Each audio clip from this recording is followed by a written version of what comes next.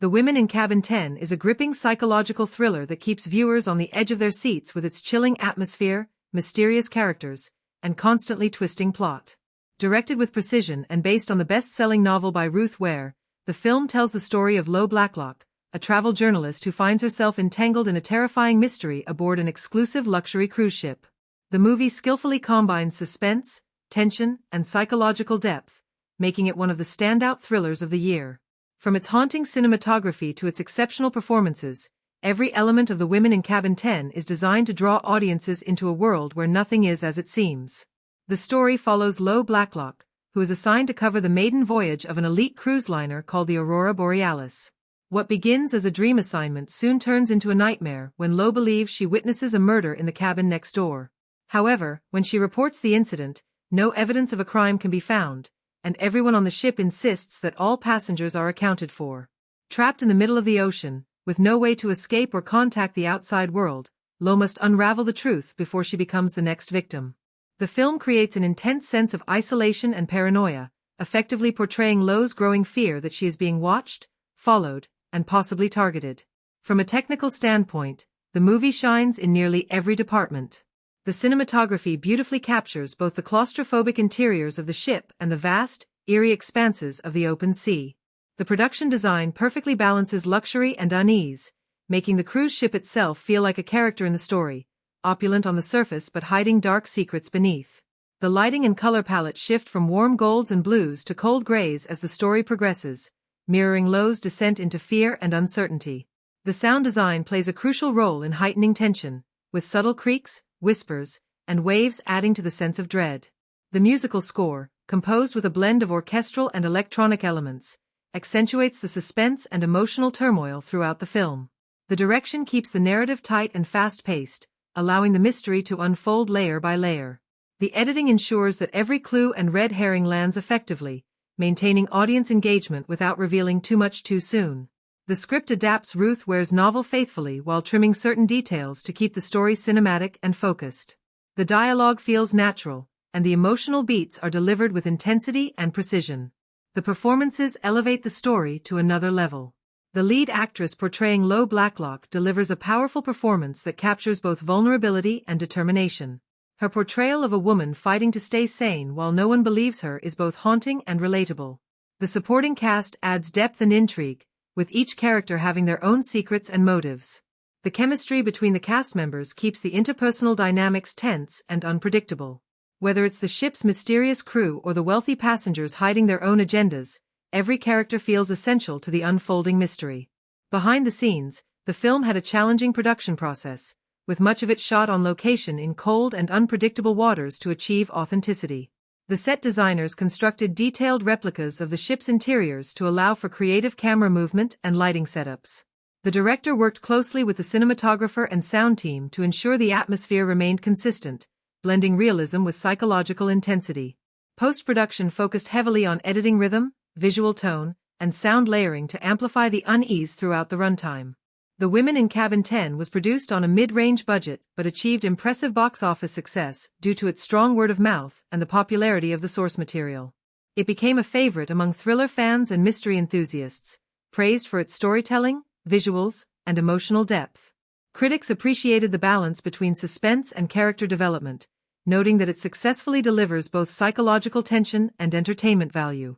The film's underlying themes explore trust, perception, and the fragility of truth. It raises thought-provoking questions about how far one should go to prove their version of reality when everyone else insists they are wrong. It also touches on the isolation and vulnerability of women in unfamiliar and confined environments, adding emotional weight to the suspense. In conclusion, The Women in Cabin 10 is a masterfully crafted thriller that combines strong performances, excellent direction, and immersive storytelling. It offers a cinematic experience that keeps viewers guessing until the final moments. From its detailed production design to its emotional core, this movie stands as one of the most captivating mystery thrillers of recent years. For audiences who enjoy smart, suspenseful, and atmospheric films, The Women in Cabin 10 is an absolute must-watch. Play Dirty is a 2025 heist action thriller directed and co-written by Shane Black that modernizes Donald E. Westlake's Parker novels into a slick, violent, and fast-paced crime film centered on a career thief known simply as Parker. The movie stars Mark Wahlberg as Parker, alongside Lakeith Stanfield as Grofield, Rosa Salazar as Zen, Keegan-Michael Key, Chiquita Awuji, Nat Wolff, Thomas Jane, and Tony Shalhoub in supporting roles. The film opens with Parker and his crew carrying out a high-stakes robbery at a racetrack count room. The job starts smoothly but quickly turns disastrous when a betrayal leads to chaos and bloodshed. Parker is left wounded, and his partner Philly is presumed dead. This betrayal sets off a chain of events that pushes Parker into a revenge-fueled mission to track down those who crossed him while planning an even bigger and riskier heist. As Parker digs deeper, he discovers a complex web of corruption involving high-level criminals, private security firms, and political figures. Zen, played by Rosa Salazar, becomes a key figure in the unfolding story. She is a mysterious and skilled mercenary with ties to Parker's past, whose true motives remain uncertain. Together, they uncover a conspiracy centered around a recovered shipwrecked treasure, an illegal fortune tied to a corrupt foreign official planning to sell it through underground channels.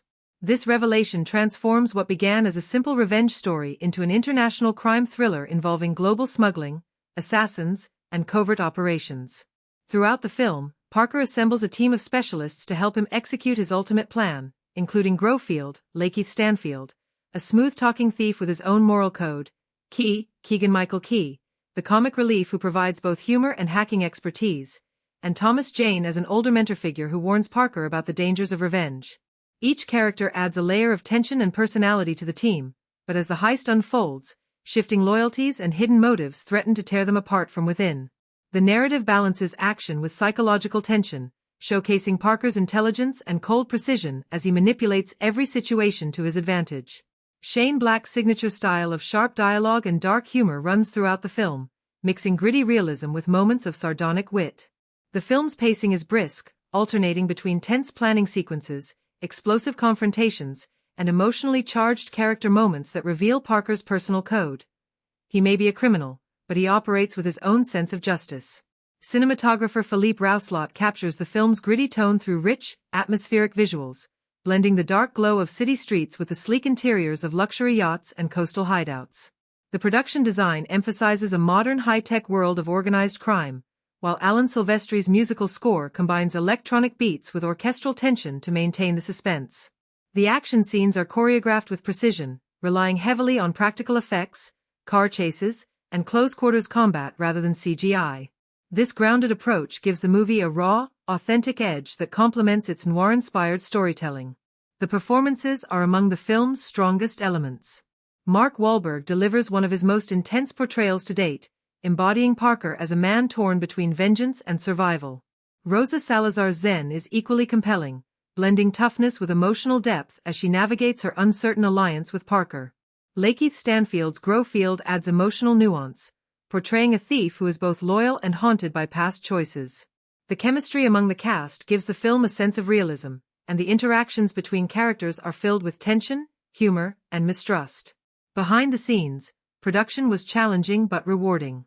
Much of the film was shot on location across Europe and the Mediterranean to give it an authentic international feel. Shane Black worked closely with his crew to balance stylized action and strong character development, ensuring that even the smallest details contributed to the overall realism of the heist world. Play Dirty was released by Amazon MGM Studios on October 1, 2025, debuting on Prime Video. Despite mixed reviews, the movie earned praise for its energy, action choreography, and ensemble performances. Some critics highlighted its complex plot and tonal shifts as weaknesses, while others celebrated it as a welcome return to Shane Black's signature brand of crime storytelling filled with clever banter and stylish violence. In summary, Play Dirty delivers a gripping high-stakes thriller about loyalty, greed, and survival in a world where everyone has something to hide. Anchored by Mark Wahlberg's intense performance and supported by a talented cast, the film combines classic heist elements with modern cinematic flair. It is both an homage to old-school crime dramas and a fresh take on the genre, offering sharp dialogue, explosive action, and morally ambiguous characters who prove that in this world, everyone has to play dirty to survive. The Women in Cabin 10 begins with an unsettling calm that quickly unravels into psychological chaos. The opening image introduces Blacklock, a travel journalist played by a compelling lead actress, who is recovering from a traumatic home invasion. This event establishes the tone of paranoia and vulnerability that drives the story. Lo's early scenes show her as intelligent but fragile, using work as a distraction from her anxiety. When her editor assigns her to cover the maiden voyage of the Aurora Borealis, a luxury cruise liner sailing through the Norwegian Sea, it appears to be a dream assignment, a chance for her to relax, rebuild confidence, and escape her fears. However, this journey soon turns into a nightmare that tests her sanity and survival instincts. The film's setup focuses on Lo boarding the ship, introducing her to a cast of seemingly polished and wealthy guests, along with a charming but suspicious crew. The cinematography emphasizes the beauty and isolation of the ship, making it both a paradise and a prison. Lo settles into Cabin 9, directly next to Cabin 10, which becomes the focal point of the entire mystery. The first act builds slowly, creating tension through Lo's interactions and growing unease. She notices strange behavior among the guests, overhears conversations that do not make sense, and catches glimpses of a mysterious woman in Cabin 10. These moments prepare the audience for the inciting incident that launches the film into full suspense mode. The inciting incident occurs one night when Lo hears a loud splash and what sounds like a scream coming from the direction of Cabin 10. Rushing to her balcony, she sees what looks like blood on the divider and something heavy sinking into the water. Convinced she has just witnessed a murder, she alerts ship security, only to discover that Cabin 10 is unoccupied and that every passenger and crew member is accounted for. This revelation marks the first major turning point in the narrative, shifting the film from a travelogue to a psychological thriller. Lo becomes the lone voice of suspicion, her credibility questioned because of her anxiety and use of medication. The rising action intensifies as Lo begins her own investigation. Her attempts to gather proof are met with denial and hostility. She sneaks into restricted areas, finds fragments of evidence, a missing earring, a smear of blood, and a passenger list that doesn't add up, but every discovery seems to vanish before anyone else can see it. The tension builds through her growing paranoia and the ship's claustrophobic atmosphere. The filmmakers use tight camera angles and low lighting to heighten the sense of confinement. Lo's sense of reality starts to blur, and the audience is drawn into her mental state, unsure whether to trust her perceptions or suspect she's imagining everything. The mid-film twist arrives when Lo finally encounters the woman from Cabin 10 alive, or so she believes. This scene flips the narrative, suggesting that Lo may have been mistaken, or that someone is deliberately manipulating her. As she pieces together inconsistencies in the ship's manifest, she realizes there's a deeper conspiracy involving identity theft, smuggling, and a staged disappearance. This revelation reinvigorates the plot and deepens the stakes. Lo is now not just uncovering a murder, but exposing a cover-up that powerful people on board want to keep buried. The second act pushes Lo into increasingly dangerous territory. She is gaslighted by the ship's officers, dismissed by the passengers, and even confined to her cabin under the pretext of protecting her from herself. Her isolation reaches its peak when she's drugged and locked away, her only hope being her determination to survive. In one of the film's most gripping sequences, she escapes confinement through a narrow ventilation shaft, emerging on the deck amid a raging storm. This scene represents both her physical and emotional breakthrough, the moment she reclaims control over her narrative. The final act delivers a blend of revelation and confrontation. Lo uncovers the truth. The woman she saw thrown overboard was part of a larger plot involving a wealthy passenger's attempt to fake his wife's death and flee with illicit assets. The supposed murder was staged, but it went horribly wrong. Lo's persistence exposes the crime, but not before she faces a brutal showdown with the killer. The climax occurs as Lo fights for her life in a rain-soaked struggle on the deck, a visual metaphor for her overcoming fear and reclaiming power. The film concludes with a quiet but tense resolution. Lo returns to land changed by her ordeal. She delivers her story but also carries the scars of what she endured. The final scene mirrors the opening, showing her in front of a window, no longer a victim of fear but a survivor who has confronted her own vulnerability. The women in Cabin 10 unfolds linearly but plays cleverly with perception and doubt, using misdirection to keep the audience guessing. Each revelation deepens the mystery, while every unanswered question forces viewers to question what is real. The emotional core lies in Lo's transformation, from an anxious, uncertain woman to someone who trusts her instincts against overwhelming disbelief. The film's structure, pacing, and tension ensure that every moment serves both the plot and Lo's internal journey, making The Women in Cabin 10 a masterclass in suspenseful storytelling. At the center of The Women in Cabin 10 is Lo Blacklock, a character whose emotional fragility and determination form the spine of the story. When the movie begins, Lo is portrayed as a woman struggling to regain control of her life after a traumatic home invasion that left her with anxiety, insomnia, and a deep sense of vulnerability. Professionally, she is ambitious and capable, but personally, she is haunted by fear and self-doubt. This combination makes her both relatable and unreliable, an interesting duality that the movie explores throughout its runtime. Lo's main goal at the beginning is simple: to do her job well and prove that she can handle high-pressure assignments. However, what she truly wants beneath that ambition is validation, proof to herself and others that she is not broken by her trauma. Her character arc unfolds as she becomes embroiled in a mystery aboard the luxury cruise ship Aurora Borealis. Lo's journey from a passive observer to an active investigator mirrors her psychological evolution. Early scenes capture her social awkwardness and discomfort among the ship's elite guests. She drinks to calm her nerves, stumbles over conversations, and second-guesses her observations. Yet, these vulnerabilities also make her human and allow the audience to empathize with her even when others dismiss her as unstable. When she believes she witnesses a murder, Lo's immediate decision to report it despite her fear marks the first significant moment of growth. She refuses to be silenced, even when her credibility is questioned. The main obstacle standing in Lo's way is not just the mystery itself but the perception of her mental state. Every character she turns to, security officers, passengers, and even her boss, treats her claims with suspicion. Her anxiety medication and drinking habits become narrative tools that make her appear unreliable, reflecting how trauma survivors are often dismissed. The story forces Lo to confront this external disbelief and her internal uncertainty at the same time.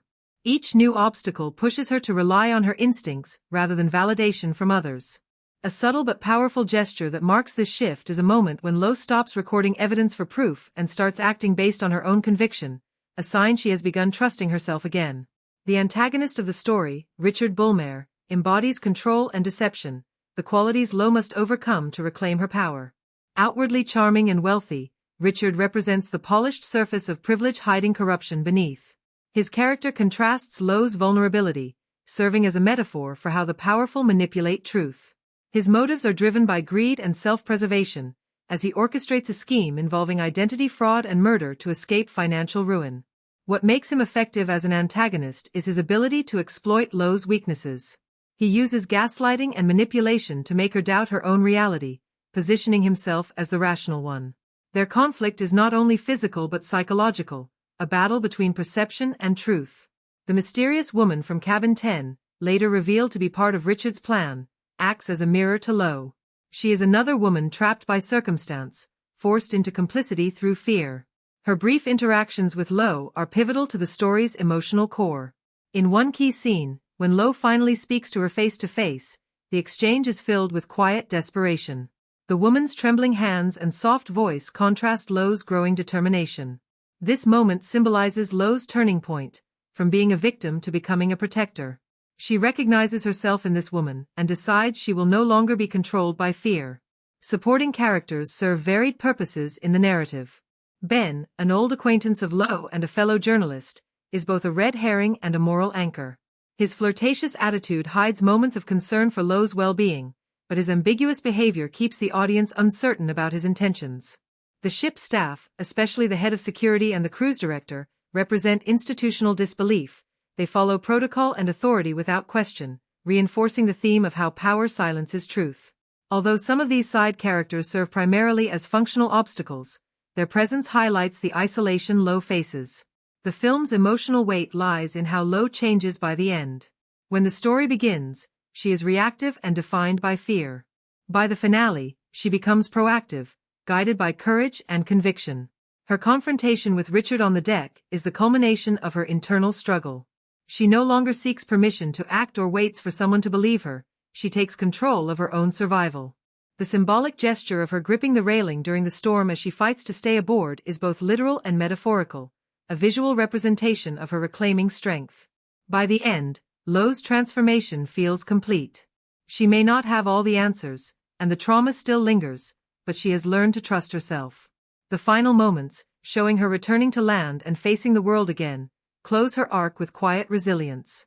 Her eyes carry both exhaustion and newfound confidence, signifying that she has faced her worst fears and come out stronger. The Women in Cabin 10 uses character development not just to move the story forward but to explore deeper themes of fear, truth, and empowerment. Every relationship, gesture, and line of dialogue reveals a layer of who these people are and what drives them. The film's power lies in Lo's journey from disbelief to self-assurance, showing that the greatest mystery she solves is not the crime aboard the ship, but the riddle of her own courage. The performances in The Women in Cabin 10 are central to the movie's impact, as much of the suspense relies on the audience believing in the characters' emotions and reactions. At the heart of the film is Lo Blacklock, played with a nuanced blend of vulnerability and determination. The lead actress disappears into the role completely, conveying a woman whose past trauma and professional ambition are constantly at odds. Her timing and physicality sell the moments of fear, whether it's a subtle flinch at a sudden sound in her cabin or the tense stiffness of her body when following a suspect through narrow corridors. Her vocal choices, ranging from a trembling whisper when she first suspects danger to a firm, commanding tone in the climactic confrontation, track her emotional arc seamlessly. These small choices make Lo's journey believable and allow the audience to invest in her survival, enhancing every suspenseful beat. Supporting her is Ben, a fellow journalist and Lo's old acquaintance. His performance is understated but effective, providing both a foil and occasional ally. He balances charm and ambiguity, keeping viewers unsure whether his interest in Lo is genuine concern or self-serving curiosity. A scene that highlights his strengths occurs when he debates with Lo about the validity of her observations. His subtle gestures, slight head tilts, careful pacing of dialogue, and restrained facial expressions lend credibility to the tension without overshadowing Lo. The chemistry between the two feels natural, grounding moments that could otherwise feel overdramatic, and adding layers to Lo's character as she navigates trust and doubt. The antagonist, Richard Bullmer, is portrayed with a calm menace that enhances the psychological stakes of the story.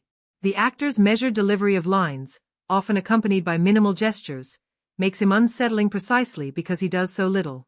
The quiet confidence in his posture and the way he maintains eye contact in critical scenes communicates control and danger without relying on overt displays of aggression. In the climactic confrontation on the deck, every pause, every deliberate movement adds tension, showing that he is not just a villain but a master manipulator who exploits Lo's vulnerabilities. His performance elevates the suspense, making the audience feel that the threat is constant and personal. The mysterious woman from Cabin 10, who becomes central to Lo's investigation, delivers one of the film's quieter but memorable performances. Though her screen time is limited, the actress uses minimal dialogue and expressive physicality to convey fear, resilience, and uncertainty. A subtle tremor in her hands, a fleeting glance at Lo, or a slight hesitation before speaking communicates volumes about her inner turmoil.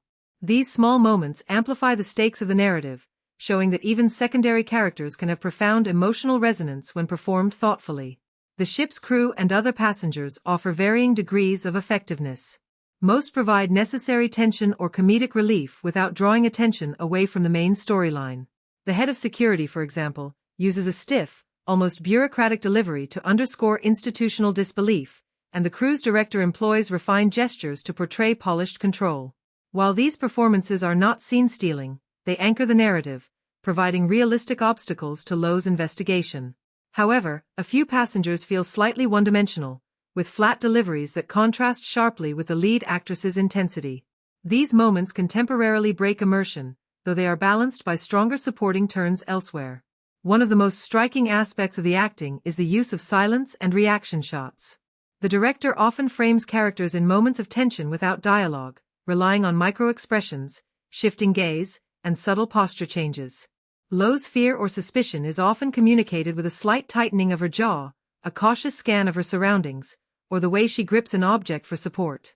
Similarly, Richard's menace is heightened through controlled stillness, allowing small gestures, a finger tapping, a slow exhale, to communicate threat more powerfully than words. This interplay of physicality and vocal tone is a consistent highlight throughout the film. Key scenes demonstrate where the performances truly elevate the material. The moment Lo discovers what appears to be evidence of a crime, her combination of shock, hesitation, and rapidly shifting emotions is rendered with precision. The audience experiences her uncertainty in real time, and every reaction, breathless inhalation, wide-eyed glance, quivering hands, feels authentic. In contrast, the climactic deck confrontation relies on both physical performance and vocal intensity, as Lo's fear turns to defiance. The timing and delivery of every line, along with deliberate pacing of movements, make the tension palpable and satisfying.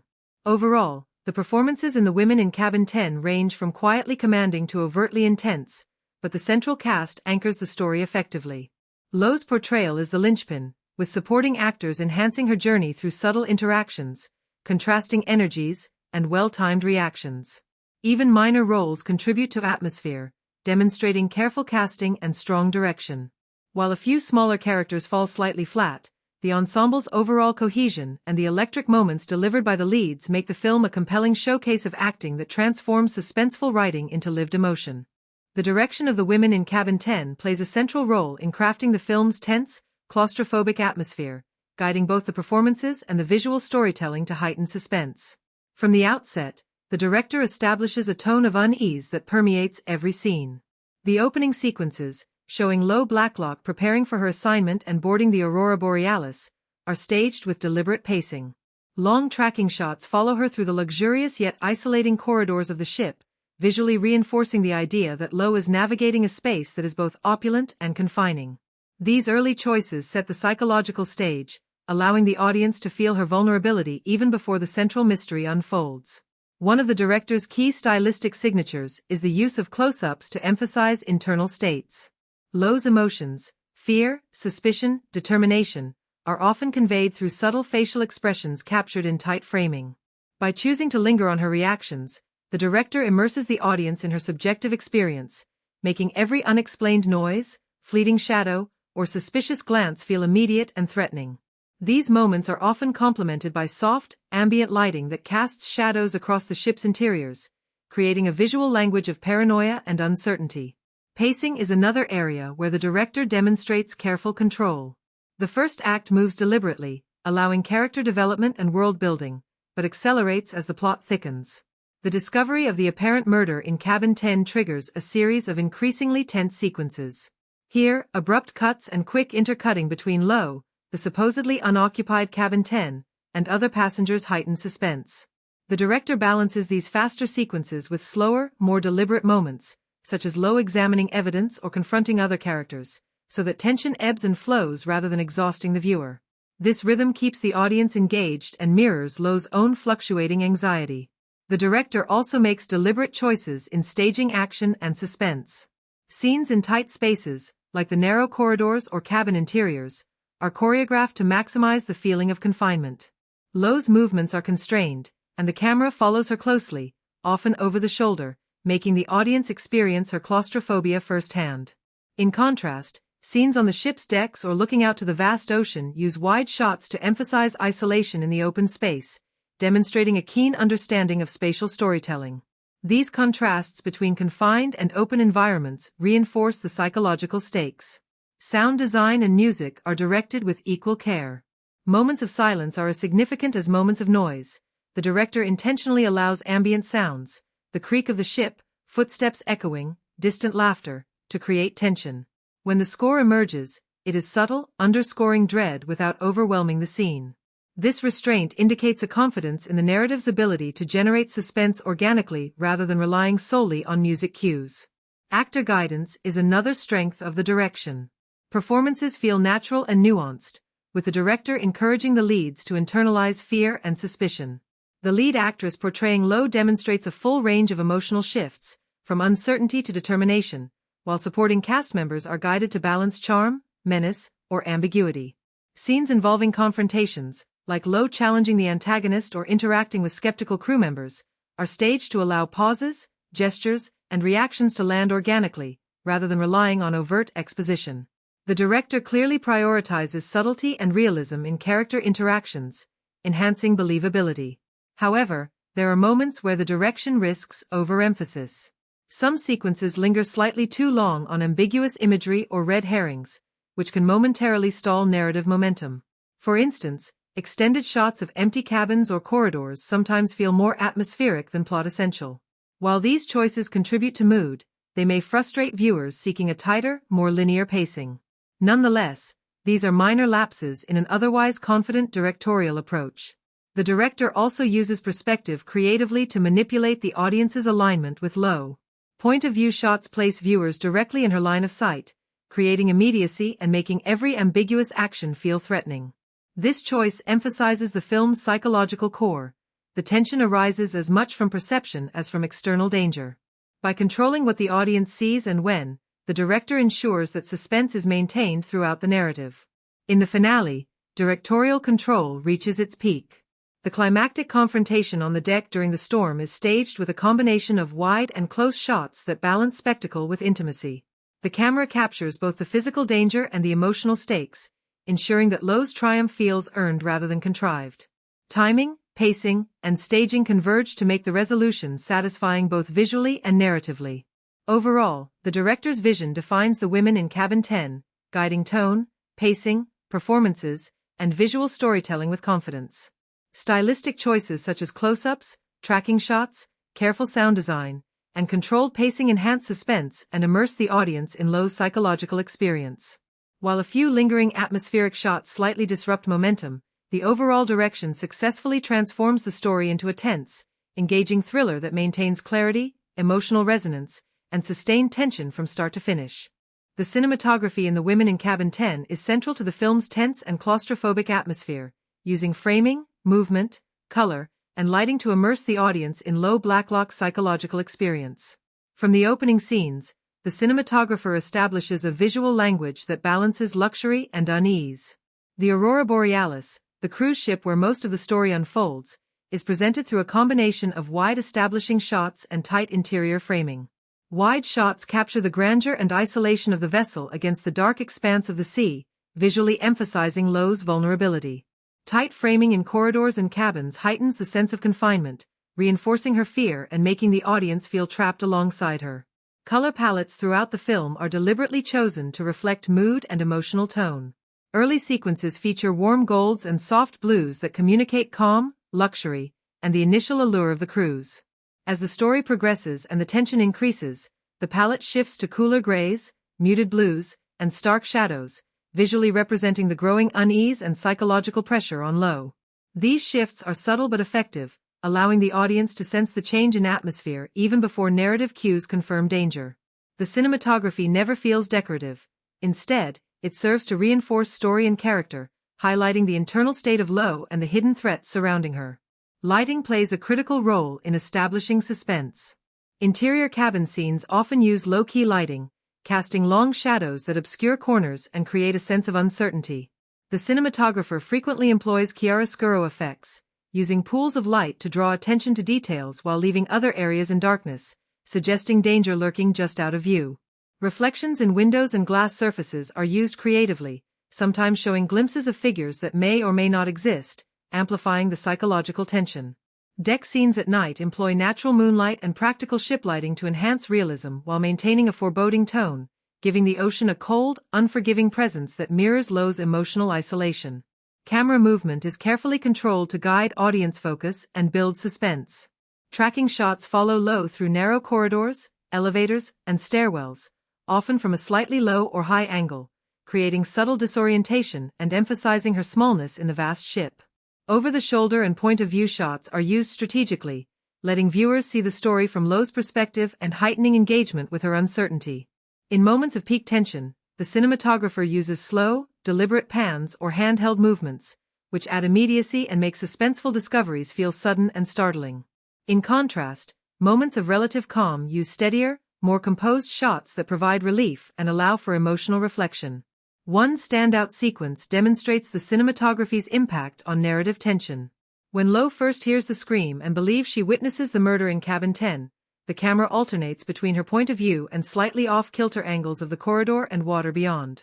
Shadows, reflections, and partial obstructions make it unclear whether she is seeing reality or imagining it, drawing the audience into her confusion. The tight framing of her face in combination with subtle lighting changes communicates terror without requiring dialogue, showing how essential cinematography is to the storytelling. The cinematographer also contrasts the ship's opulence with the underlying danger.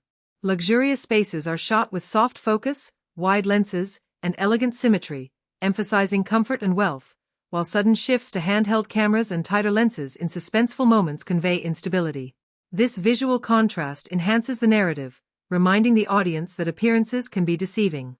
The use of depth of field is another notable choice. Shallow focus isolates Lowe from her surroundings during moments of anxiety, reinforcing her isolation, while deeper focus during group interactions highlights the complexity of social dynamics on the ship. Lighting is further employed to reflect character states.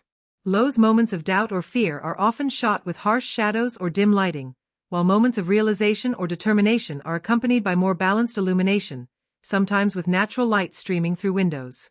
These choices subtly communicate psychological beats to the audience.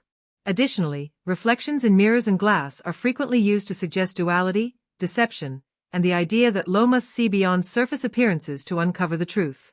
In sequences on the open deck or near the ship's railing, the cinematography uses wide-angle shots to emphasize both physical and emotional exposure. Lowe appears small against the ocean and night sky, reinforcing the threat of the environment and the stakes of the story. Conversely, close-ups in cabins or stairwells create intimacy and tension, drawing the audience into her immediate emotional experience. Overall, the cinematography in The Women in Cabin 10 is far from decorative. Every shot, angle, and lighting choice reinforces suspense, character psychology, and narrative tension. By combining careful framing, dynamic camera movement, and expressive lighting and color palettes, the cinematography ensures that the film's visual identity is as compelling as its story. Standout sequences, whether intimate close-ups or wide, isolating shots of the ship at sea, linger in the mind, making the visual storytelling a central component of the thriller's lasting impact. The editing of The Women in Cabin 10 plays a crucial role in maintaining suspense, controlling pacing, and shaping the audience's perception of reality throughout the film. From the opening scenes, the editors establish a rhythm that alternates between calm observation and escalating tension, reflecting Lowe Blacklock's psychological state. Early sequences of boarding the ship and settling into her cabin are paced deliberately, allowing viewers to absorb the ship's luxurious but isolating environment. The smooth transitions between shots help ground the audience in space and time, while subtle sound bridges and match cuts maintain continuity and immerse viewers in Lowe's perspective. As the inciting incident, the apparent murder in Cabin 10, occurs, the editing shifts to a tighter, more urgent style. Quick cross-cutting between Lowe's reactions, the empty cabin, and the surrounding corridors amplifies anxiety and uncertainty. These rapid cuts are carefully timed to disorient the viewer just enough to mirror Lowe's confusion, but not so much that the narrative becomes incomprehensible.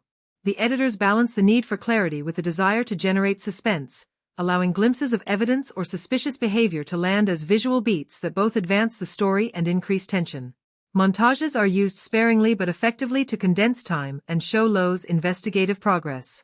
Scenes of her reviewing guest lists, sneaking into restricted areas, and documenting inconsistencies are cut together in a way that conveys efficiency and urgency, without feeling rushed.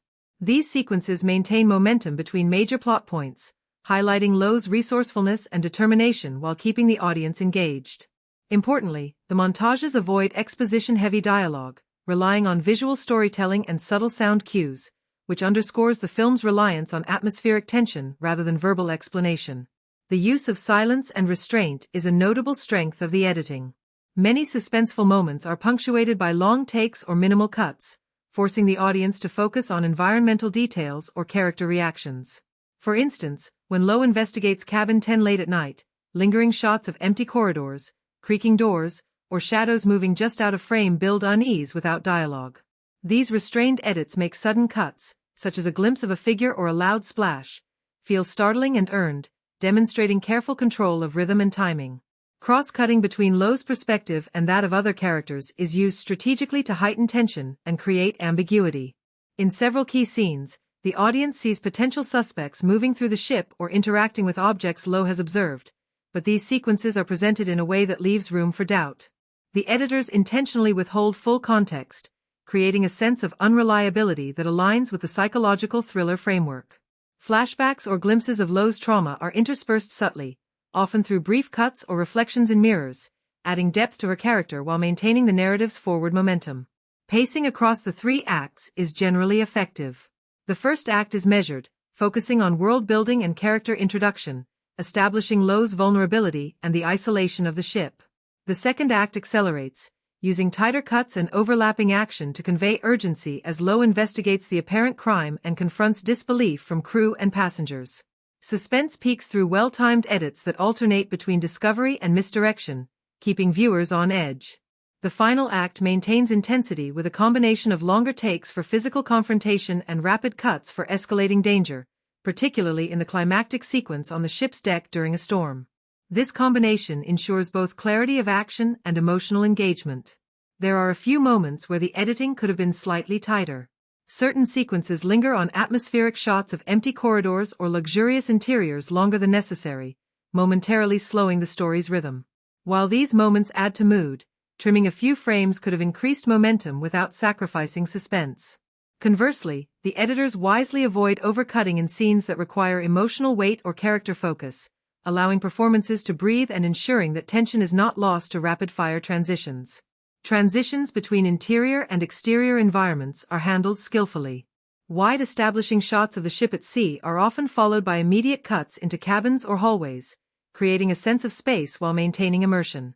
Similarly, nighttime sequences use fade-ins and controlled dissolves to convey the passage of time without breaking narrative continuity. These choices demonstrate an understanding of how spatial and temporal editing can reinforce suspense and psychological engagement. In summary, the editing of The Women in Cabin 10 is a key element in its effectiveness as a psychological thriller. The rhythm balances slow-burn tension with bursts of urgency, cross-cutting and point-of-view sequences create ambiguity, and montages condense investigative progress without sacrificing clarity. While a few overly long atmospheric shots slightly slow the pace, overall the editing enhances both suspense and character development, ensuring that the audience is consistently drawn into Blacklock's harrowing journey and experiences the tension, doubt, and fear that define the narrative. The soundtrack and score of The Women in Cabin 10 play a pivotal role in shaping the film's atmosphere and emotional resonance, effectively becoming a character in their own right. From the first moments, the score establishes a tone of unease, subtly foreshadowing the psychological tension that will drive the story.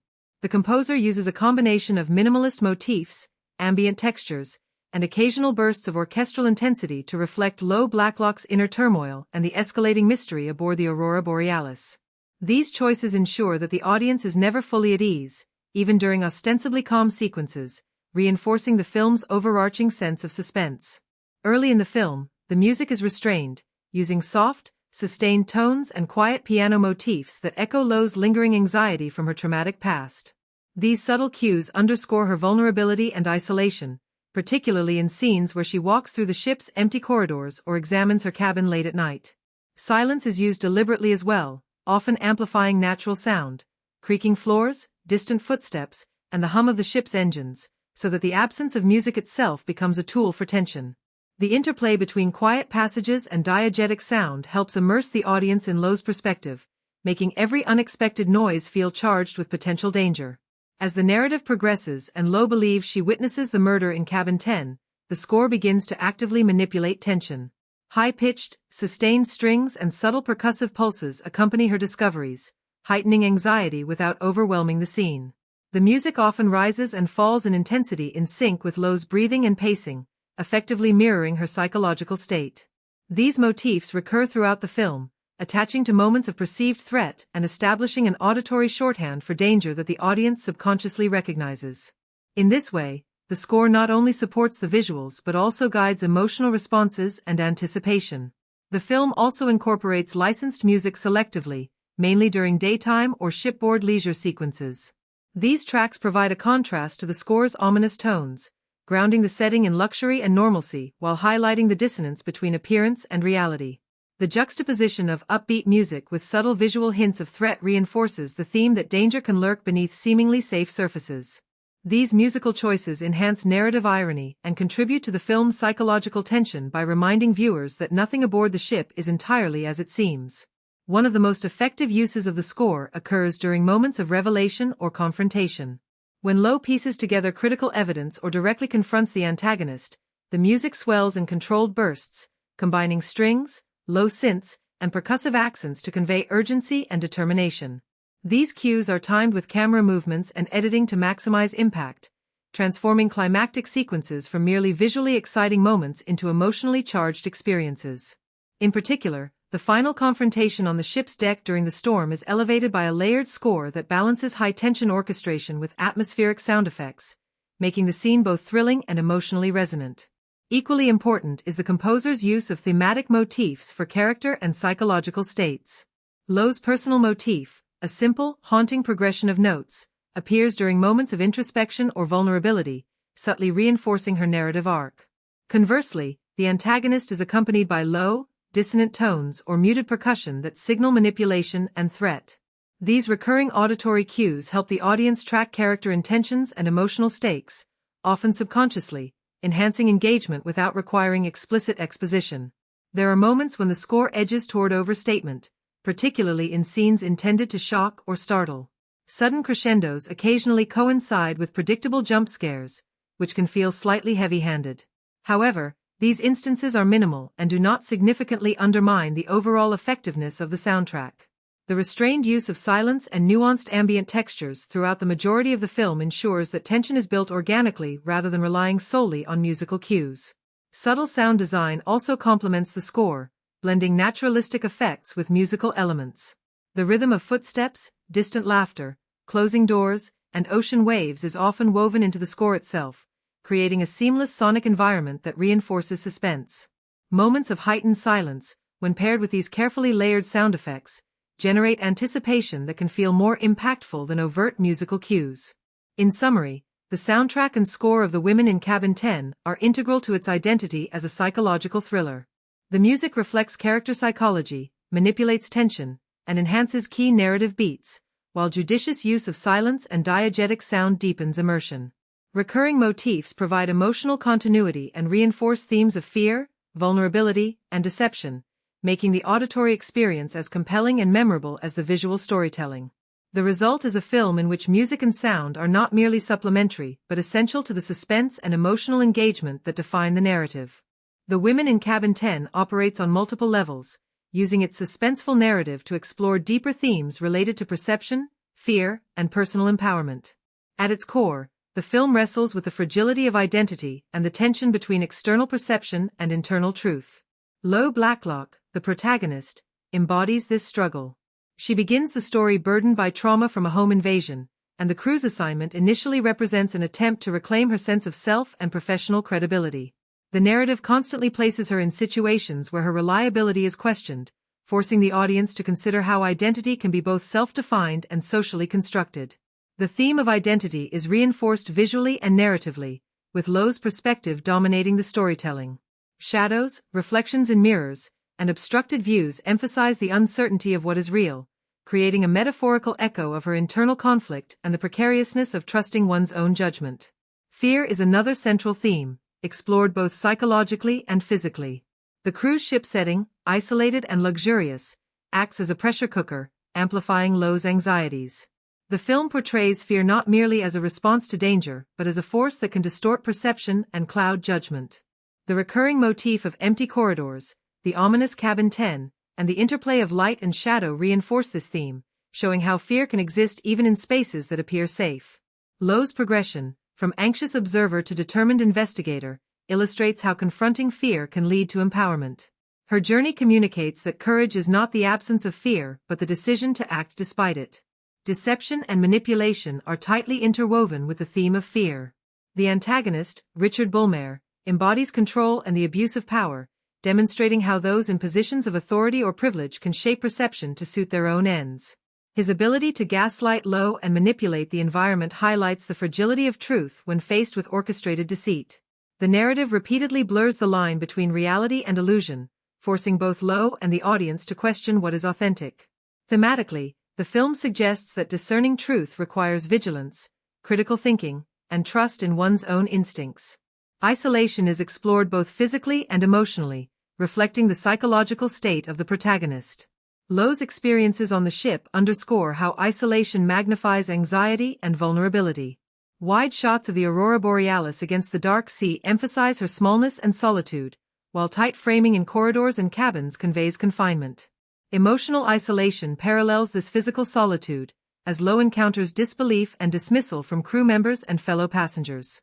The film communicates the oppressive nature of isolation not only through narrative but also through visual and auditory storytelling, reinforcing the connection between environment and emotional state. Trust and personal agency emerge as key thematic strands. Lo's journey is one of reclaiming agency in a context where others doubt her, and where her judgment is continually questioned. Her arc demonstrates how asserting control, making decisive choices, and trusting intuition are vital for survival and self-affirmation. Supporting characters, including Ben and the mysterious woman in Cabin 10, serve as mirrors or foils, revealing the consequences of misplaced trust or complicity. These dynamics underscore the importance of discernment and the courage to act independently. The film also engages with the theme of truth versus perception. Through narrative devices such as partial viewpoints, misleading evidence, and restricted information, The Women in Cabin 10 examines how easily perception can be manipulated.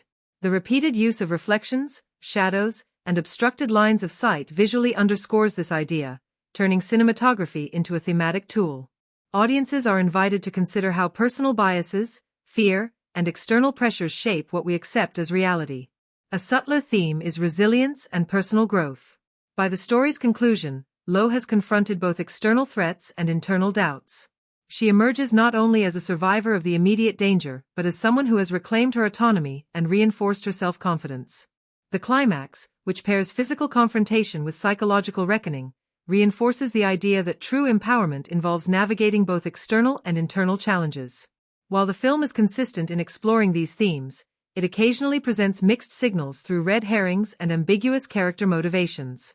These deliberate narrative gaps challenge viewers to actively interpret the story, creating an engaging but sometimes frustrating experience. Yet, these ambiguities enhance thematic depth by reflecting the central motif of uncertainty and the difficulty of discerning truth. In summary, The Women in Cabin 10 is a psychological thriller that examines identity, fear, deception, isolation, trust, and resilience. The story communicates these themes through action, visual composition, and sound design, rather than relying solely on dialogue. Lo Blacklock's journey from vulnerability to agency anchors the film, making it both a tense suspense narrative and a meditation on personal empowerment, perception, and the courage required to confront both internal and external threats. The movie's thematic richness ensures that its impact lingers beyond the immediate thrills, encouraging reflection on how fear, truth, and resilience shape human experience. The Women in Cabin 10 primarily relies on practical sets and real locations to establish its claustrophobic, suspenseful environment, but visual effects and CGI are used selectively and purposefully to enhance the story without overwhelming it. Most of the shipboard sequences were filmed on constructed sets or a real cruise vessel, allowing the audience to feel grounded in reality.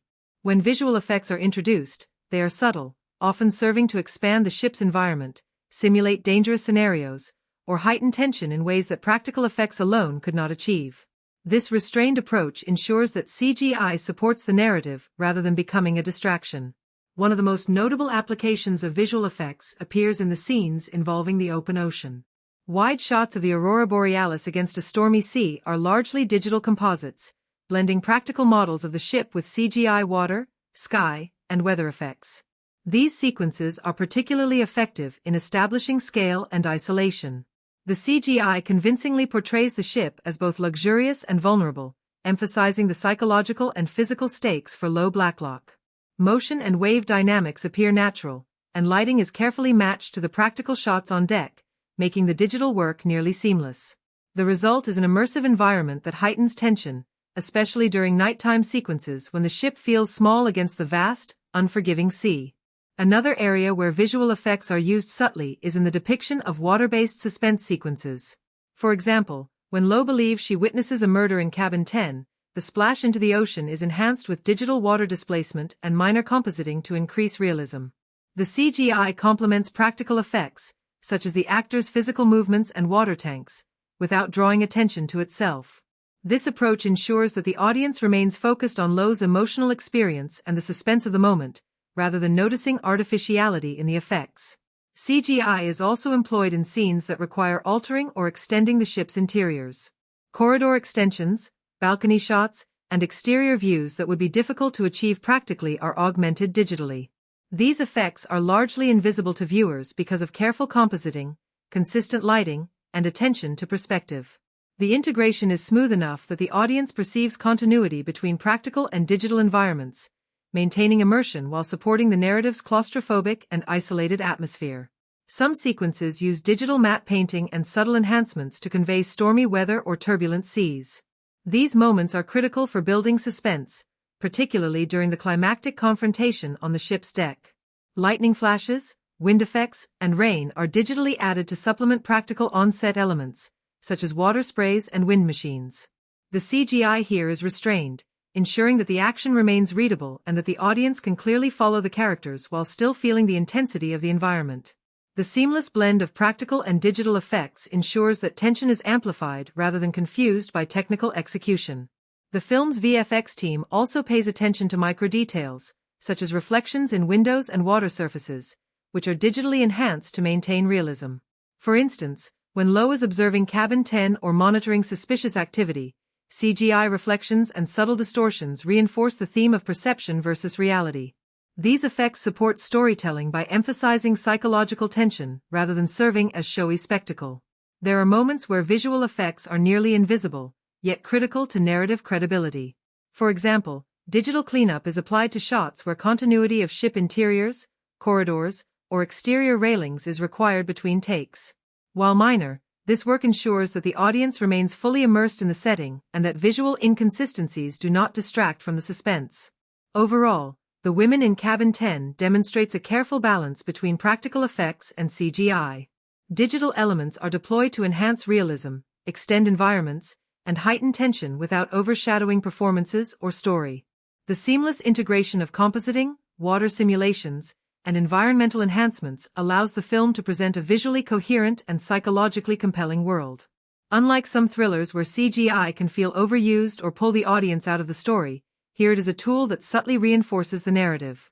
Key sequences, such as stormy ocean shots, the Cabin 10 splash, and deck confrontations, illustrate technical proficiency while serving the plot, supporting suspense, and ensuring that visual effects contribute to the film's overall immersion rather than merely impressing with spectacle. The restrained approach ensures that viewers remain focused on the characters, their fears, and the unfolding mystery, making the VFX work both functional and narratively essential. The set design and locations in The Women in Cabin 10 are integral to the film's ability to create suspense, convey character, and immerse the audience in a believable environment. The story largely unfolds aboard the luxury cruise ship Aurora Borealis, and the production design team achieves a careful balance between opulence and claustrophobia. The ship's interiors are meticulously constructed to feel authentic, with attention to textures, lighting, and spatial layout that reflect both comfort and isolation. Narrow corridors, tight cabins, and echoing stairwells create a sense of confinement that heightens the thriller aspects of the story, while public areas such as lounges and dining halls establish the ship's lavishness without diminishing the underlying tension. Lo Blacklock's personal spaces, particularly her cabin, are designed to reflect her character and psychological state. Her cabin is small but functional, filled with practical objects such as work equipment, recording devices, and notebooks that signal her investigative instincts. Subtle details, such as a slightly messy desk, a half-drunk coffee cup, or a bedside lamp casting shadows, communicate her anxiety and preoccupation with the story she is pursuing. The set dressing here reinforces her vulnerability, while also grounding the character in reality and allowing the audience to connect emotionally with her perspective. Reflections in mirrors and glass surfaces are used deliberately in the design, creating visual layers that mirror the thematic emphasis on perception, doubt, and hidden truths. Public spaces on the ship, such as the dining room, observation deck, and lounge, are built with a high level of realism, incorporating polished wood, glass railings, and detailed upholstery to reflect the luxury environment. These spaces serve multiple narrative purposes. On one hand, they highlight the stark contrast between comfort and danger, reminding viewers that appearances can be deceptive. On the other hand, the wide, open design of these areas allows for strategic staging of suspenseful sequences, such as chase scenes or confrontations, without feeling artificial. The designers have also used subtle asymmetries, like slightly cluttered tables or displaced furniture, to create unease and suggest that not everything is as orderly as it seems. The ship's exterior design, while partially enhanced with visual effects, is grounded in realistic sets and practical models. Balconies, deck railings, and staircases are constructed to allow actors to interact naturally with their environment, making scenes such as confrontations or moments of observation more immediate and credible. Practical elements like wind machines, water sprays, and lighting rigs simulate the outdoor conditions of a ship at sea, while careful set dressing ensures continuity between interiors and exteriors.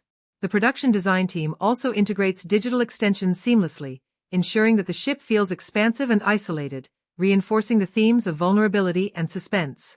Attention to small props and details further enhances immersion. Items like guest directories, name tags, luggage, and ship signage not only establish realism but also function narratively, guiding Lo's investigation and subtly foreshadowing key developments. The thoughtful placement of these objects allows actors to interact naturally with the set, which supports performance and keeps suspense grounded in tangible reality rather than relying solely on exposition.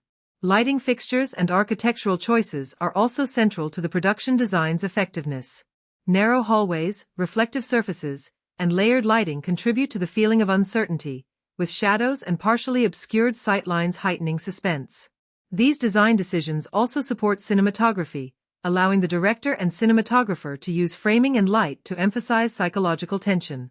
Reflections in polished floors or windows often become visual storytelling devices, showing glimpses of characters or creating ambiguity in what is seen versus imagined. The combination of real locations, studio builds, and carefully integrated digital effects allows the women in Cabin 10 to achieve both authenticity and narrative flexibility. Studio sets offer control over lighting, sound, and spatial dynamics, critical for suspenseful sequences, while practical exterior and model work give a sense of scale and realism. Every design choice, from furniture placement to wall textures, from cabin layouts to public areas, serves a dual purpose: to immerse the audience and to support the story's themes of isolation, fear, and perception. Overall, the production design and set dressing in The Women in Cabin 10 elevate the film beyond standard thriller fare. By creating spaces that feel lived in, logical, and psychologically resonant, the sets and locations reinforce narrative tension, allow actors to inhabit their reality fully, and visually communicate key thematic elements. Whether through the cramped intimacy of Lo's cabin, the expansive but isolating ship decks, or the detailed props that populate her investigative world, the film's design choices contribute to a suspenseful, immersive experience that is both believable and visually compelling. The dialogue and script in The Women in Cabin 10 serve as a central component in shaping character, advancing the plot, and reinforcing the film's suspenseful tone. The script strikes a balance between exposition and naturalistic conversation, often allowing subtext and implication to carry as much weight as explicit statements. Lo Blacklock's lines, for instance, are carefully crafted to reflect her investigative instincts, intelligence, and underlying vulnerability. Early in the film, her conversations with colleagues or crew staff appear casual on the surface but subtly communicate her skepticism, curiosity, and determination. These moments establish her voice while also seeding tension, as the audience is made aware of her growing unease even when the dialogue seems innocuous. Supporting characters' dialogue is similarly layered, with dual purposes of characterization and plot propulsion. Ben, the fellow journalist and old acquaintance, delivers lines that oscillate between casual familiarity and subtle challenge, creating both rapport and tension with Lo. His dialogue often hints at motivations or hidden agendas, forcing viewers to question whether his intentions are entirely trustworthy. The interplay between Lo and Ben is a consistent highlight of the script, as their conversations are grounded in realism but laden with subtext that furthers both character development and narrative suspense. The antagonist, Richard Bullmer, is given sparse but carefully chosen dialogue that reinforces menace without overt exposition. He rarely reveals his intentions outright, and the way he speaks, measured, calm, occasionally dismissive, establishes control and dominance. Moments of silence or brief, pointed lines carry more weight than extended speeches, demonstrating that the script uses brevity and implication as tools to heighten tension. For example, a simple line of reassurance or casual observation from him can be read as threatening, depending on context, which keeps the audience off balance and amplifies the psychological thriller elements. One of the script's strengths lies in how dialogue functions as a plot engine without feeling forced. Investigative sequences, in which Lo questions crew members, examines inconsistencies, or discusses events with Ben, often unfold through seemingly natural exchanges. Lines are strategically placed to reveal information, establish stakes, and maintain pacing. For instance, casual remarks about guest lists, cabin assignments, or ship protocols gradually provide the audience with the tools to piece together the mystery, all while maintaining suspense and character motivation. The script avoids overly expository dialogue, instead relying on character interactions to communicate necessary plot details. Silence and pauses in the script are equally important. Many suspenseful sequences, particularly those occurring in the corridors or Cabin 10 itself, utilize minimal dialogue, allowing visual and auditory cues to dominate. These moments illustrate that restraint can be as impactful as spoken lines. The deliberate gaps in conversation not only heighten tension but also allow the audience to focus on Lo's reactions and the unfolding environment.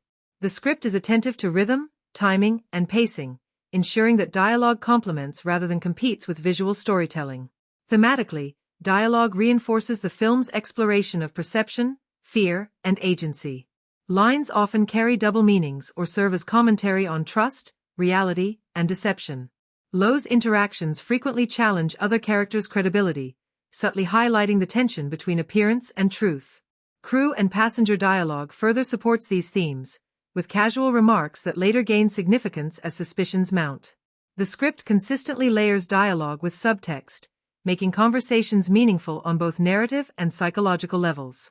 There are occasional moments where dialogue leans toward conventional thriller tropes or slightly on-the-nose phrasing, particularly in minor exchanges with passengers or background characters.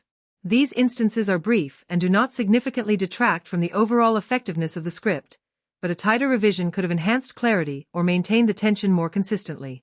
Despite this, the primary dialogue, especially between Lowe, Ben, and the antagonist, is sharp, purposeful, and engaging. The script also integrates realistic language and professional jargon without alienating the audience. Lowe's work as a journalist is reflected through references to reporting practices, note-taking, and investigative procedures, lending authenticity to her character. At the same time, the language remains accessible, ensuring that the suspense and emotional stakes are clear to all viewers. In summary, The Women in Cabin 10 uses dialogue and scriptwriting effectively to build tension, develop character, and advance plot. Conversations carry layered meaning, subtext drives suspense, and silences are strategically employed to emphasize psychological stakes. While minor lines occasionally feel conventional, the overall writing supports both the thriller elements and the thematic exploration of fear, perception, and personal agency. The script succeeds in making dialogue a functional, immersive, and emotionally resonant component of the film, allowing audiences to connect with the characters and remain engaged in the mystery from start to finish. The Women in Cabin 10 positions itself as a psychological thriller, blending elements of suspense, mystery, and light horror to create a tense, character-driven narrative. Its execution demonstrates a clear understanding of genre conventions while also introducing subtle innovations that keep the story engaging. From the opening sequences, the film establishes a tone that aligns with audience expectations for psychological thrillers. Isolated setting, an unreliable protagonist, creeping suspense, and a mystery that gradually unfolds. These classic genre beats are delivered with precision, ensuring that fans of suspense and thriller narratives immediately recognize the framework while remaining invested in its unique twists. A key strength of the genre execution lies in the protagonist, Lowe Blacklock, who embodies the archetype of the anxious but determined investigator. Her character aligns with classic thriller conventions, particularly the motif of the unreliable observer. Trauma from a past home invasion colors her perception, making the audience question whether what she witnesses is real or imagined. This duality is a hallmark of the psychological thriller, and the film executes it with finesse, using visual cues, sound design, and pacing to keep viewers guessing.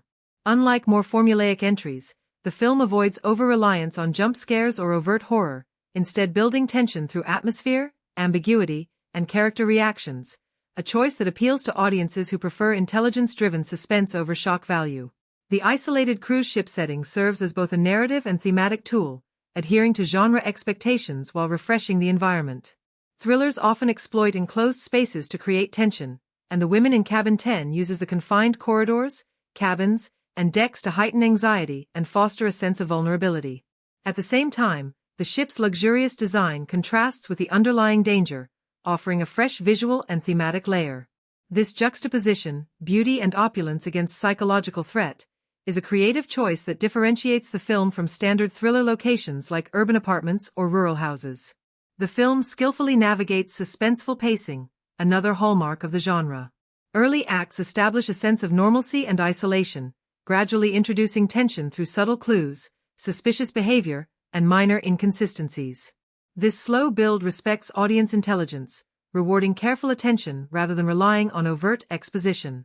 The mid-film turning points are executed with well-timed revelations, which are both satisfying and aligned with audience expectations for escalating stakes. The final act delivers a climactic confrontation that resolves the central mystery while maintaining narrative coherence, balancing payoff with suspenseful restraint. In this way, the film honors the rhythm and structural demands of psychological thrillers. One area where the genre execution excels is in subverting clichés. The The narrative avoids overused tropes such as a protagonist immediately being believed by everyone or an antagonist revealed through obvious foreshadowing. Instead, the film plays with audience assumptions, using red herrings, partial viewpoints, and unreliable witnesses to keep the mystery unpredictable. This approach ensures that even seasoned thriller viewers encounter moments of genuine uncertainty, which heightens engagement and emotional investment. Similarly, secondary characters are more than filler.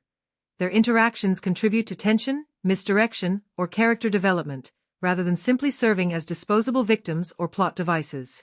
The film also blends light horror elements without fully entering the horror genre.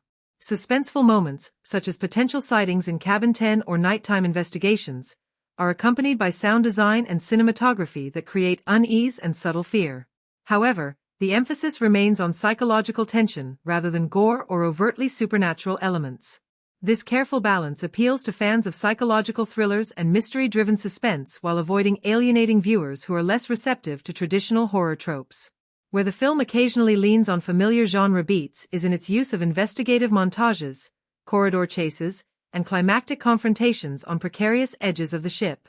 These sequences are executed effectively but are recognizable within thriller conventions.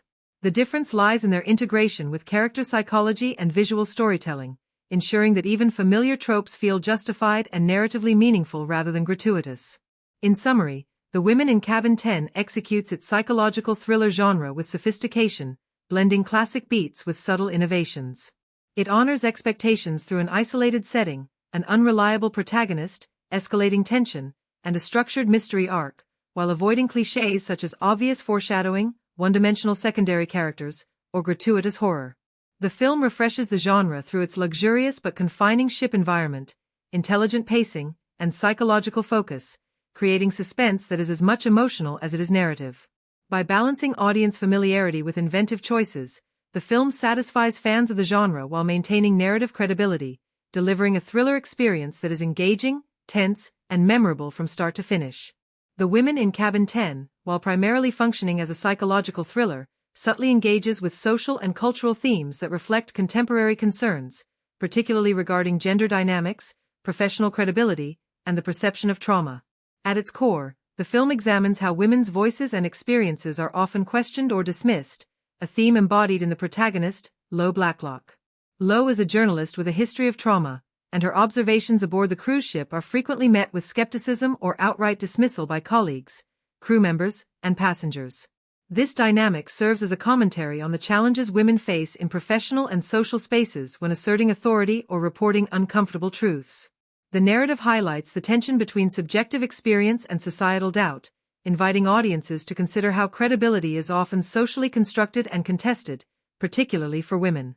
The film also addresses the lingering impact of personal trauma and how it interacts with societal perception. Lo's past home invasion influences her present behavior, shaping her vigilance and anxiety. The narrative illustrates the difficulty of navigating spaces where past trauma is invisible to others but deeply affects perception and decision-making. By portraying Lo's struggle in a realistic and empathetic manner, the film opens a discussion on mental health, trauma-informed perspectives, and the importance of validating individual experiences rather than dismissing them outright. These themes are handled with nuance, avoiding sensationalism or over-explanation, which reinforces the authenticity of the protagonist's journey while prompting reflection on broader social attitudes toward mental health. Gendered power dynamics are a recurring undercurrent in the story. The antagonist, Richard Bullmer, is depicted as a figure who wields social and economic authority, manipulating others and gaslighting the protagonist. His behavior underscores the societal structures that allow abuse of power to occur and highlights the vulnerability of those whose voices are marginalized. Through this lens, the film subtly critiques environments, professional, social, or institutional, where hierarchical authority can suppress accountability. By focusing on a female protagonist who confronts these dynamics head-on, the film positions her resilience as both a personal triumph and a symbolic challenge to systemic inequities. The setting of a luxury cruise ship further reinforces social and cultural commentary. The ship is a microcosm of class and privilege, populated by wealthy passengers and a service crew. The juxtaposition of opulence with isolation and danger serves as a metaphor for societal facades. Appearances of safety and civility can mask underlying threats, deception, and inequality. This contrast also invites reflection on how environments shape behavior and perception, particularly in spaces where social hierarchies are rigidly enforced. The production design, dialogue, and character interactions subtly reinforce these observations without diverting attention from the central suspense narrative. The film also engages with themes of trust and credibility in the context of modern information culture. Lo's role as a journalist and her reliance on observation, documentation, and verification mirror real-world challenges faced by reporters, particularly women, who must navigate skepticism, misinterpretation, and deliberate misinformation. By depicting her investigative process and the barriers she encounters, the film offers commentary on how institutional and social biases affect whose perspectives are taken seriously and whose are dismissed. This commentary is particularly resonant in contemporary discussions surrounding media trust, gender equity, and the societal response to whistleblowing or personal testimony. While the film handles these social and cultural elements thoughtfully, it does simplify certain complexities for narrative efficiency. The antagonist is depicted with relatively clear motivations, which frames systemic issues through the lens of an individual villain rather than exploring broader societal structures in depth. This approach ensures clarity and suspense but limits a deeper examination of structural inequities. Similarly, while the narrative foregrounds trauma and gendered skepticism, secondary characters occasionally serve primarily as narrative tools rather than fully realized participants in these dynamics, which slightly reduces the richness of the commentary. Nevertheless, The Women in Cabin 10 succeeds in opening productive questions about authority, perception, and the lived experiences of women facing doubt and danger. The film sensitively portrays the intersection of personal trauma with societal skepticism and uses suspenseful storytelling to make these issues accessible to a mainstream audience. The tension between appearance and reality, privilege and vulnerability, and perception versus truth resonates beyond the immediate narrative, leaving viewers with questions about credibility, trust, and empowerment in real-world contexts. In summary, The Women in Cabin 10 offers thoughtful social and cultural commentary beneath its thriller framework. It examines gender dynamics, trauma, authority, and societal perception with subtlety, situating the protagonist's experience within a broader conversation about credibility, trust, and resilience. While some complexities are simplified for narrative focus, the film's approach is sensitive, timely, and engaging, allowing viewers to enjoy the suspenseful story while reflecting on contemporary social issues that remain highly relevant in the real world. The Women in Cabin 10 is crafted to engage audiences on multiple levels, combining suspense, psychological tension, and character-driven drama to create moments that resonate long after the credits roll. From the outset, the film hooks viewers with a mixture of claustrophobic environments, mounting mystery, and Lo Blacklock's perspective as a protagonist whose reliability is constantly in question. These narrative choices immediately establish investment, encouraging viewers to piece together clues and question what is real, which naturally promotes discussion and debate. Several scenes are likely to provoke gasps and heightened tension. The sequence in which Lo first suspects a murder in Cabin 10 stands out as a signature moment. The combination of dim lighting, tight framing, and carefully layered sound design draws the audience into her panic. The interplay of her immediate reactions, ambient creaks, and distant, unexplained noises create suspense that is visceral and immersive. Viewers are compelled to lean forward in their seats, and the scene rewards repeat viewing by offering subtle visual and auditory cues that hint at later revelations, encouraging close attention to detail. Another emotionally charged sequence occurs during the climactic confrontation on the ship's deck amid a storm. The combination of practical effects, digital enhancements, and strong performances makes this scene both physically thrilling and emotionally resonant. Lo's determination to assert control and confront the antagonist resonates as a moment of empowerment, which is likely to elicit cheers, tension-filled gasps, and admiration from the audience.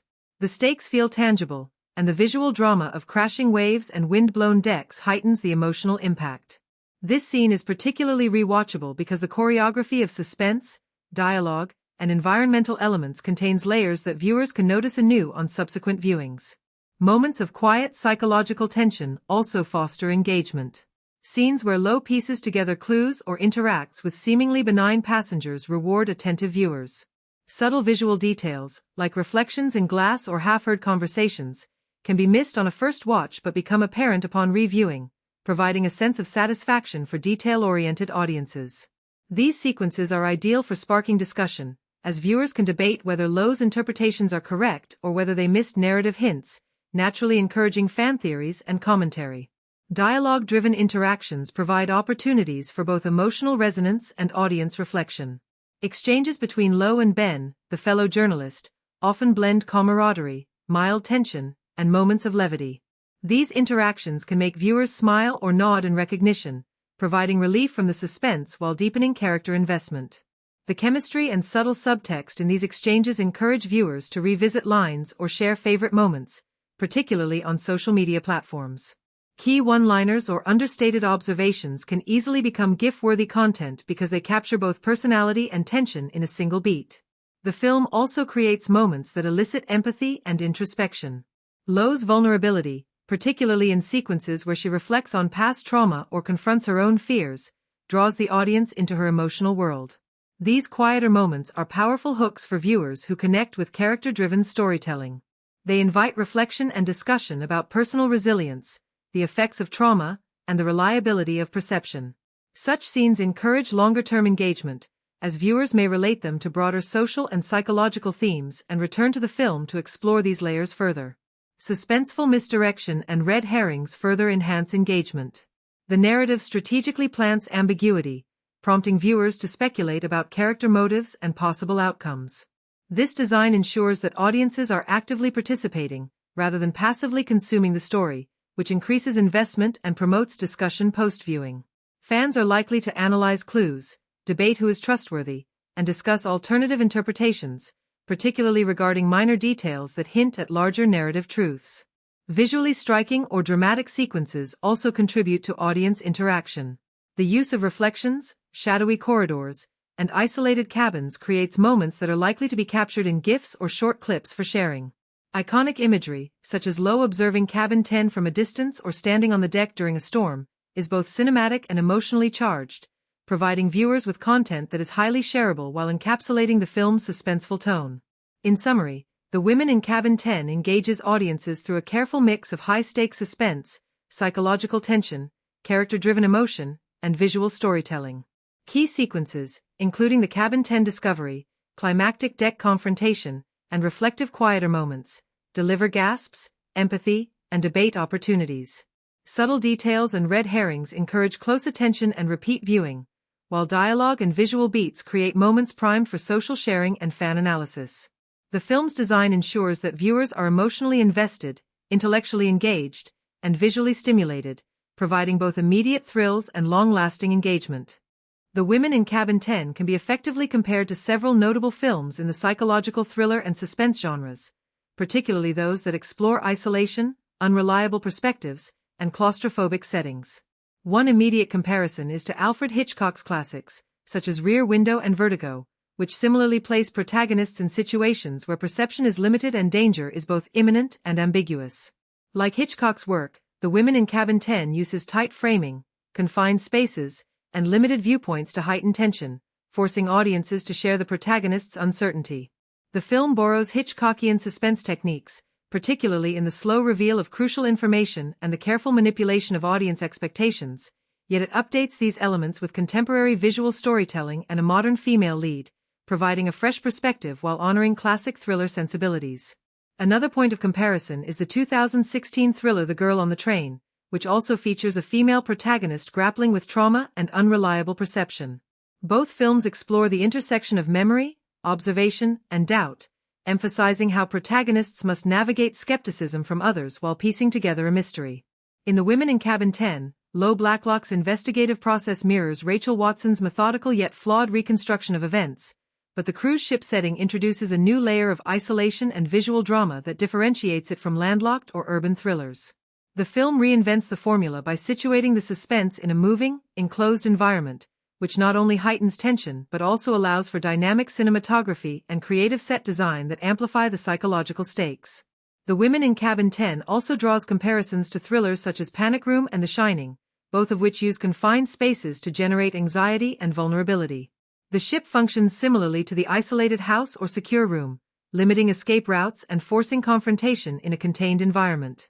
Unlike these predecessors, however, the film balances claustrophobic tension with wider public spaces aboard the ship, creating contrast between intimacy and openness. This structural choice allows for both quiet psychological moments and larger, more visually dramatic sequences, providing a rhythm that keeps suspense from stagnating while maintaining audience investment in Lo's journey. In terms of the director's past work, The Women in Cabin 10 appears to refine stylistic elements seen in earlier films focused on psychological tension and character-driven suspense. Prior films by the director often emphasized atmosphere and visual storytelling over dialogue-heavy exposition, a tendency that continues here. In this film, the integration of subtle CGI, lighting, and set design serves to enhance narrative immersion without overshadowing character development, a refinement over earlier efforts that sometimes relied too heavily on visual spectacle. The director's ability to merge technical competence with narrative clarity strengthens the film's position within both the genre and their body of work. Where the film borrows smartly, it effectively uses red herrings, unreliable narrators, and misdirection, hallmarks of successful thrillers, to keep audiences guessing. Scenes that place Lo in ambiguous situations, combined with selective camera angles and sound cues, echo techniques from films like Gone Girl, where the line between truth and perception is blurred. The Women in Cabin 10 avoids over-explaining these elements, allowing suspense to grow organically, which demonstrates an understanding of pacing and audience psychology. In terms of reinvention, the film leverages its cruise ship setting to introduce unique suspense challenges. Unlike urban or domestic thrillers, the moving ship is inherently unstable, creating natural tension in both physical and emotional terms. Storm sequences, deck confrontations, and nighttime explorations provide fresh visual and narrative opportunities that differentiate it from genre predecessors. The combination of environmental danger and psychological tension ensures that the film is not merely a retread of familiar formulas, but adds new dimensions to established tropes. The film does have minor weaknesses when compared to some genre benchmarks. Certain secondary character arcs lack depth, which slightly diminishes the complexity found in films like The Girl on the Train or Rear Window, where peripheral characters are fully integrated into the suspense. Similarly, while visual and narrative techniques are polished, moments of predictability emerge in the structure of red herrings and investigative beats, which some audiences may find less surprising than similar films with more intricate plotting. Overall, The Women in Cabin 10 successfully situates itself within the broader landscape of psychological thrillers by borrowing effective techniques from classics, refining them for contemporary audiences, and introducing new elements through its unique setting and protagonist. Its strengths lie in atmosphere, pacing, and character perspective, while its minor shortcomings reflect opportunities for deeper character development and more unpredictable plotting. By balancing homage and innovation, the film contributes meaningfully to ongoing conversations about suspense cinema and modern thriller storytelling. The Women in Cabin 10 employs a range of visual and narrative symbols that enrich the psychological and thematic layers of the story. From recurring objects to color schemes and reflective imagery, the film uses these elements to subtly comment on perception, isolation, and the fragility of trust. These symbols are carefully woven into the narrative, often reinforcing character psychology and suspense while leaving room for interpretation. One of the most prominent motifs is water, which appears both literally and metaphorically throughout the film. The ocean surrounding the cruise ship represents isolation, danger, and the unknown. It is both beautiful and threatening, reflecting the duality of the environment in which Lo operates. Scenes where the water is calm often precede moments of psychological tension, creating a sense of deceptive safety, whereas turbulent waters accompany critical revelations or confrontations, visually amplifying the stakes. The water motif also mirrors Lo's internal state, uncertain, shifting, and sometimes overwhelming, linking environmental conditions to character psychology in a way that reinforces suspense and emotional resonance. Reflections and mirrors serve as another recurring visual metaphor.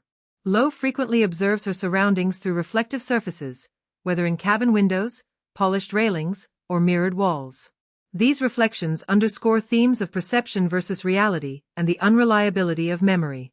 In the pivotal sequence where Lo believes she witnesses an event in Cabin 10, the use of mirrors and reflective angles creates ambiguity, leaving the audience uncertain about what is real. This motif also symbolizes self-examination and the protagonist's struggle to trust her own judgment, highlighting the psychological tension central to the thriller. Color is strategically employed to convey mood and signal narrative shifts.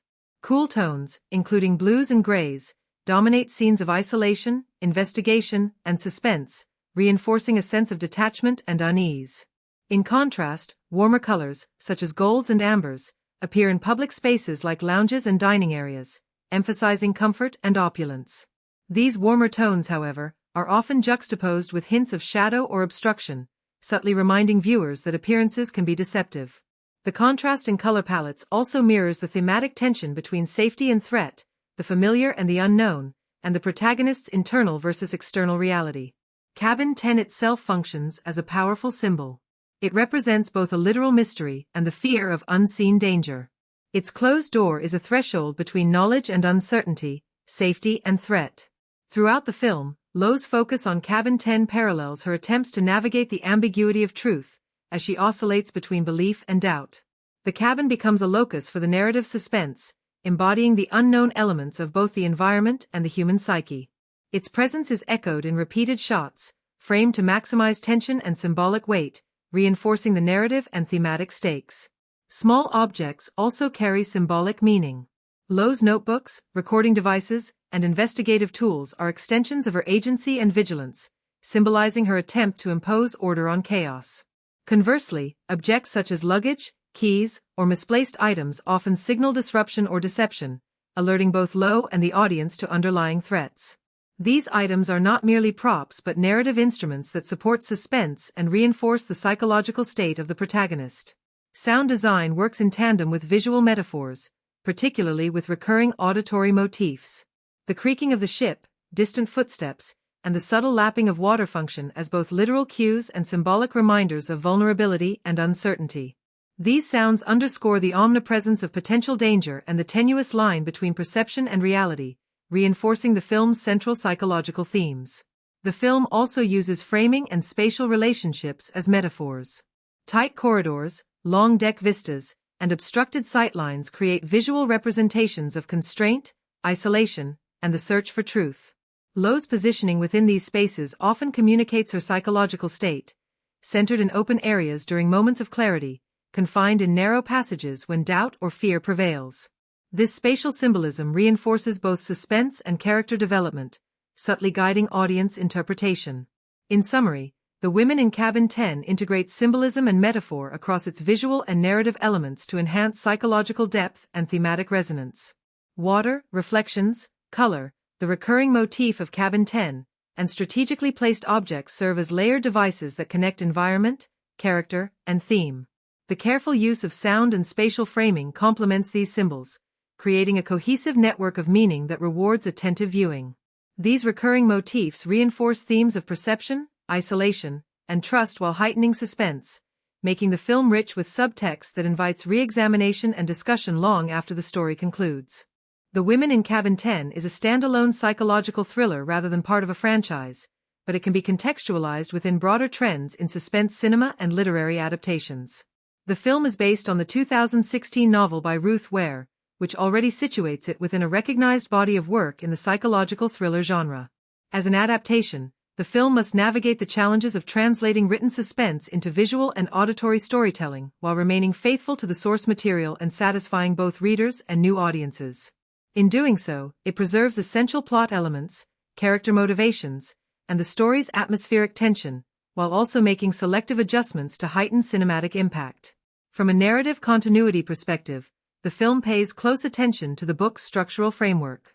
The story's central mystery, the disappearance or presumed murder in Cabin 10, is preserved, as is the protagonist Lo Blacklock's investigative perspective. Key plot points, including her initial doubts, encounters with crew and passengers, and eventual confrontation with the antagonist, are maintained to respect the source material. At the same time, the filmmakers make practical adjustments for pacing and visual storytelling. Scenes are condensed or repositioned to ensure sustained suspense across a 2-hour runtime, and some secondary characters are streamlined to focus attention on Lo's psychological journey. These choices preserve the essence of the story while optimizing it for cinematic rhythm and audience engagement. The adaptation also incorporates visual and thematic continuity that echoes contemporary thriller conventions, even for viewers unfamiliar with the book. Lo's professional role as a journalist is emphasized through consistent visual cues, her notebooks, recording devices, and investigative behavior, allowing audiences to track her process and mindset. Minor Easter eggs for fans of the novel are included, such as specific dialogue lines or references to off-screen events, which reward attentive viewers without confusing those new to the story. These touches establish a subtle continuity between the literary and cinematic versions, creating a richer experience for those familiar with the source while keeping the narrative accessible to first-time viewers. Historically, the film situates itself in a modern, contemporary context rather than attempting to recreate a past era. The cruise ship setting, technological details, and social interactions reflect current norms and expectations, lending authenticity to the story's suspense. This choice allows the filmmakers to explore themes such as professional credibility, gendered skepticism, and trauma within a contemporary framework, rather than needing to account for historical accuracy in terms of period details. The setting also enables the film to leverage modern cinematography, practical effects, and sound design to heighten suspense, which might have been more constrained in a historical recreation. The film's context within broader thriller cinema is also worth noting.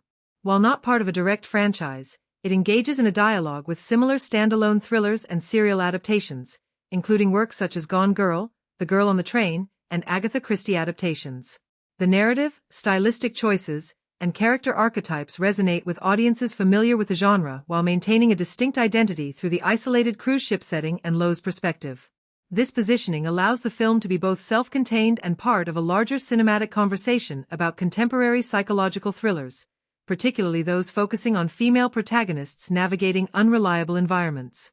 Although there is no extended franchise, the film leaves potential for expanded narratives or sequels through its thematic focus on investigative tension and character psychology. The conclusion resolves the primary mystery but hints at lingering questions about perception, trust, and personal trauma, which could theoretically serve as a springboard for further storytelling in future adaptations or thematic continuations. The filmmaker's careful construction of visual motifs, character development, and suspenseful narrative mechanics ensures that even in isolation, the film's story feels complete, yet still open to discussion and reinterpretation. In summary, The Women in Cabin 10 occupies a distinct place as a faithful yet cinematic adaptation of Ruth Ware's novel. While it is not part of a larger franchise, it honors narrative continuity from the source material, provides Easter eggs for readers, and situates itself within contemporary thriller cinema. Its modern setting, streamlined plot, and visual storytelling choices ensure both accessibility for new viewers and fidelity for longtime fans. The film successfully balances respect for its literary origins with the demands of cinematic suspense, allowing it to stand alone while participating in broader genre conversations and demonstrating potential for future narrative exploration. The Woman in Cabin 10 is a psychological thriller that premiered on Netflix on October 10, 2025. While the film's official production budget has not been disclosed, its financial performance and production choices provide insight into its economic context. The film was primarily shot aboard the $150 million superyacht Savannah, which was docked at Portland Harbour in Dorset, England, during filming. Filming on such a luxurious vessel, which rents for $1 million per week, likely contributed significantly to the production costs. Despite the yacht's opulence, the filming experience was challenging due to strict rules to preserve the yacht's pristine condition, including restrictions on where actors and crew could walk or sit. Additionally, the cold, rainy, and windy autumn weather in the English Channel added to the logistical difficulties of the shoot. As a Netflix original film, The Woman in Cabin 10 bypassed traditional theatrical release and was made available directly to subscribers. In the first 3 days after its release, the film recorded 21.2 million views worldwide, quickly climbing to the #1 spot on the platform. This strong debut indicates a positive reception from Netflix's global audience. Despite its strong initial viewership, the film received mixed reviews. On Rotten Tomatoes, it holds a 29% critic score based on 58 reviews and a 32% audience score from over 250 ratings, suggesting that while some viewers enjoyed the film, a significant portion found it lacking. Critics cited issues such as a predictable plot and underutilized performances from the cast. However, some viewers appreciated the suspenseful atmosphere and Keira Knightley's performance. While the exact production budget of The Woman in Cabin 10 remains undisclosed, the choice to film aboard a high-cost super yacht and the challenges faced during production suggest a significant investment. The film's strong streaming debut indicates that it resonated with a large number of viewers, though its mixed critical reception suggests that its impact may be more limited in scope. Overall, the film appears to have delivered a visually compelling experience, though its narrative execution may not have fully met the expectations of all audiences. The Women in Cabin 10 is primarily available as a Netflix original, which means the film is most easily accessed through streaming at home. Watching it on a personal device or smart TV allows audiences to experience the suspenseful story immediately upon release, taking advantage of Netflix's global accessibility. For viewers in the United States and other regions with Netflix subscriptions, This provides a convenient and cost-effective way to watch the film without the need for theater tickets or rental services. The streaming format also allows audiences to pause and revisit specific scenes, which is particularly useful for a psychological thriller where details matter and subtle clues may influence the understanding of the plot. For viewers who prefer the theater experience, The Women in Cabin May 10th occasionally be screened at select independent cinemas or film festivals, although it does not have a traditional wide theatrical release. Experiencing the film on a large screen can enhance the impact of suspenseful sequences, particularly scenes set on the cruise ship, where the expansive visuals and atmospheric tension are more immersive. The use of lighting, cinematography, and sound design benefits from a theater environment, making sudden shocks, stormy decks, and nighttime sequences more visceral and engaging. For audiences who prioritize scale and cinematic immersion, seeking out a theater showing when available can significantly heighten the suspense and emotional resonance of the film. Home viewing also offers flexibility in how audiences experience the film. Watching with headphones can enhance the auditory elements, such as subtle creaks of the ship, distant footsteps, and the lapping of water, all of which are critical to building tension in a psychological thriller. Sound cues are often layered to create anxiety and anticipation, and headphones ensure that these details are not missed.